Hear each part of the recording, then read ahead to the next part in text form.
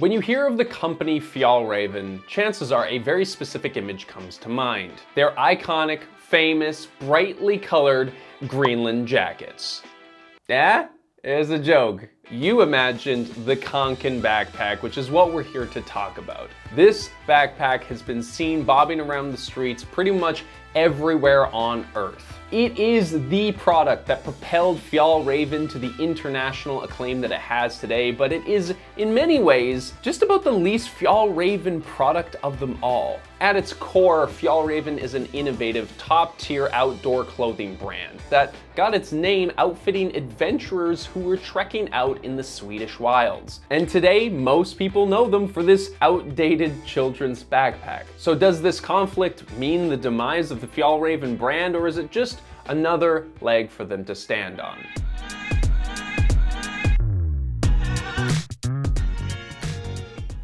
This video is part 2 of a mini-series that we're doing on the Fjällräven brand. So if you are interested in more content on this subject, please make sure to check out our first video about how Fjällräven came to be back in the 1950s and 60s, and of course, subscribe to the channel. In that first video, we talked about how the Kånken was very much not Fjällräven's first product. By the time the Kånken was released, Fjällräven's founder, Ake Norden, already had a reputation for coming up with innovative and practical solutions, particularly around backpacks. So when he started hearing more about how many of his fellow Swedes were suffering from back problems back in the 70s, he figured that he could do something about it.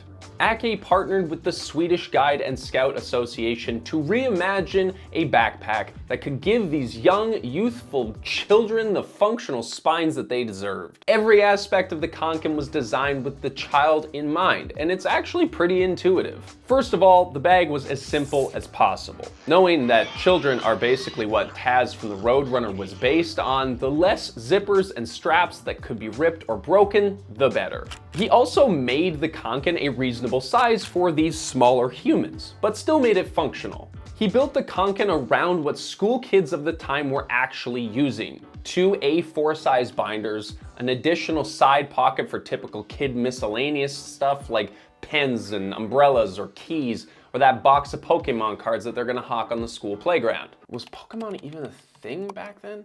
No, I am old. Wow. And you might think that those massive handles on the top are just for style or something, but they also happen to be the right size to roll up and store a rain jacket. The Kånken includes a removable foam pad in the back that can be used as a picnic seat too. Now, as for the back pain issue, Ake added a second strap to the pack, and before that, children were still wearing these sort of cross the chest strap style bags. Now, was this a hugely inspired move? Not particularly. Did it fix the problem? Most likely not. But whether or not it worked, it was the inspiration for what would become known as the backpack of this century. But that was over 40 years ago. Today's demographics have changed dramatically from the Swedish school children with back problems that this backpack was designed for. Now, I don't know about you, but I don't know how much I have in common with 1970s Swedish children. Sure, we're both born into cold northern countries obsessed with hockey. We're both uninterested or unable to collect Pokemon cards. In their case, it didn't even exist yet, and we both have back problems. Okay, so by that measurement, we're actually kind of related in some ways, but we definitely don't see eye to eye on the Kånken. They love them. I think the Kånken kind of sucks.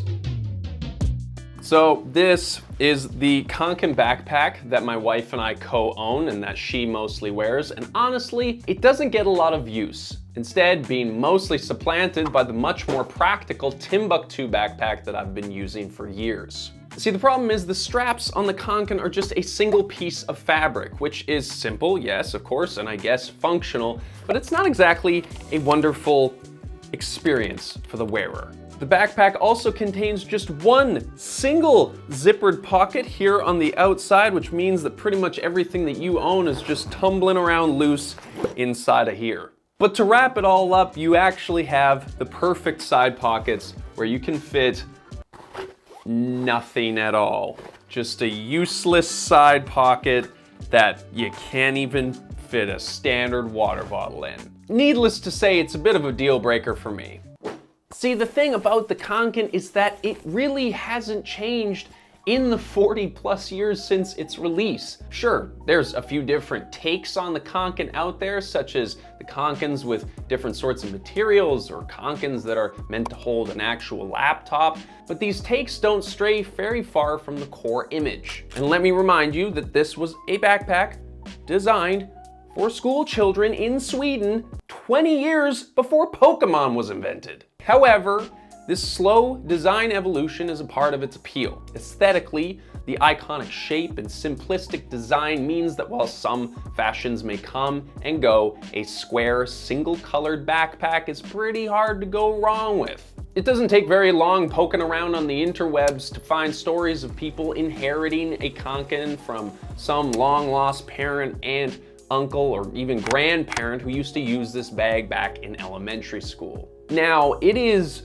hard to understate, downplay the impact that the Kånken has had on the Fjällräven brand. For its first few decades, the Kånken was just mostly popular in its homeland of Sweden and soon Denmark as well, and it was prized for its functionality and durability. But the Kånken became Fjällräven's most successful product because of its widespread appeal to the modern young adult. Not the outdoorsy types they built their brand on, not the practical consumers with back problems, no, the internet trendsetters who care more about fashion rather than function.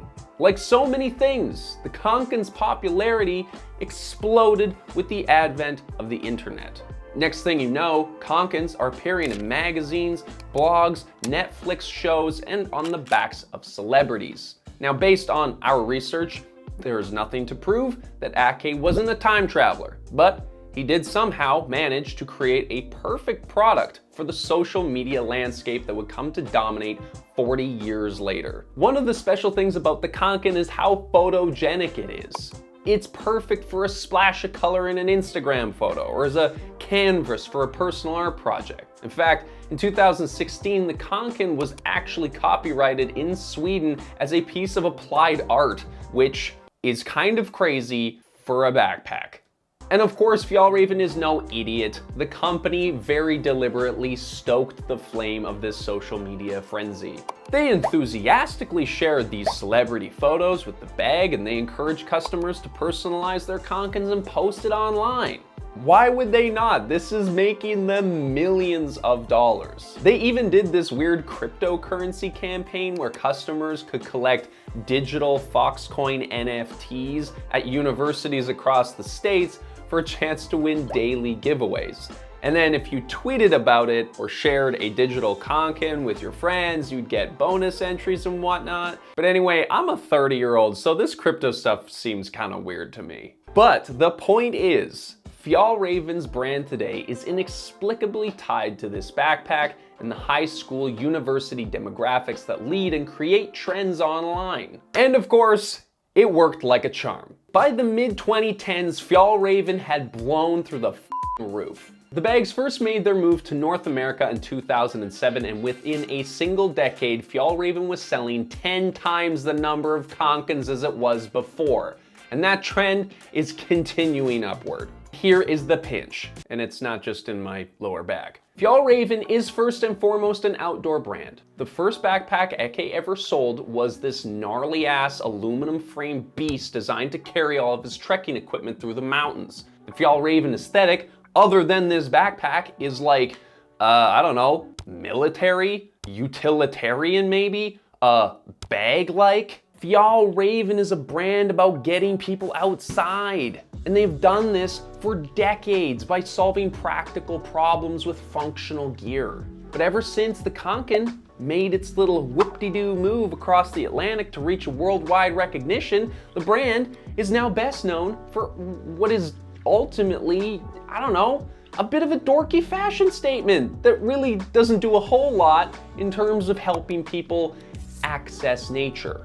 The reality is the Kånken is not the most functional bag out there by today's standards. It really feels like the bag has just become another thing people buy because it's trendy and, oh look, Olivia Wilde is wearing one, so I want one too. Which is really awkward for the company. The whole Fjällräven ethos is under scrutiny here. The massive popularity of the Kånken means that most people currently seem to view Fjällräven as a fashion icon rather than a rugged outdoor brand. Now Fjällräven has to divert a bunch of money and attention to appease this customer base that they never really intended on cultivating. Because here's the thing, how many people who go out and buy some pretty colorful little backpack are then going to become loyal Fjällrävenangelists and purchase one of these super en vogue orange mountaineering trousers that they have for sale? Probably not that many. But the more that Fjällräven tries to appeal to the purple Kånkenists,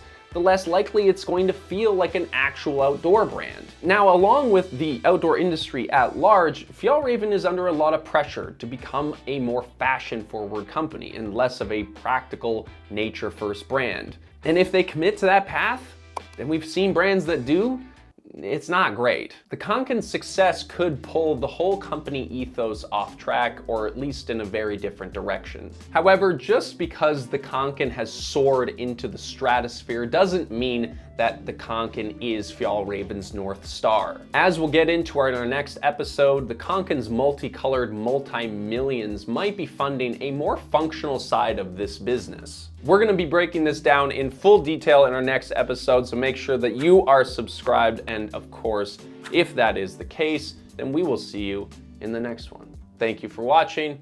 I love you so much. We can be friends forever. Oh my God.